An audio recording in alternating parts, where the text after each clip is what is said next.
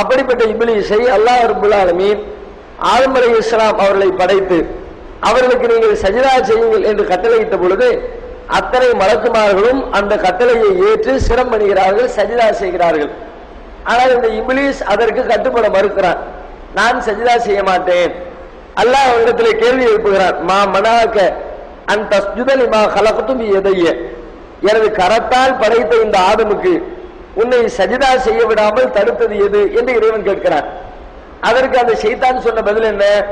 கலக்கத்தனி மின்னார் கலக்கத்தவும் மின் தீன், இறைவா என்னை நீ நெருப்பால் படைத்திருக்கிறாய், அவரை நீ மண்ணால் படைத்திருக்கிறாய், நெருப்பு எப்படி மண்ணுக்கு தலை வணங்குவது, எனவே நான் தலை வணங்க மாட்டேன், என்னால் முடியல என்று சொல்லி இருந்தால் கூட அது வேற விஷயமா இருக்கும்.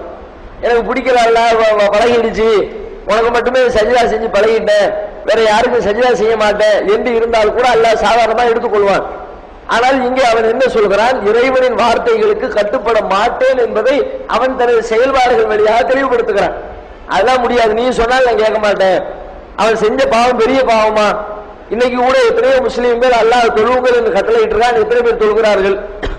அல்லாஹ்வுக்கு சஜிதா செய்ய வேண்டும், தினம் தினம் 5 நேரம் நீங்கள் இறைவனுக்கு கட்டுப்பட்டு நடங்கள், அல்லாஹ்விற்காக தொழுகையை நிலைநாட்டுங்கள், அவனுக்கு நீங்கள் சஜிதா செய்யுங்கள், பள்ளிவாசலிலே ஹய்யா அலஸ் ஸலா தொழுகையின்பால் வாருங்கள் என்று அழைப்பு விடப்பட்டால் உடனடியாக அந்த அழைப்பை நீங்கள் ஏற்றுக்கொள்ளுங்கள் என்று உலகத்து முஸ்லீம்களுக்கு, உலக மனிதர்களுக்கு அல்லாஹ் கட்டளையிட்டு இருக்கிறான்.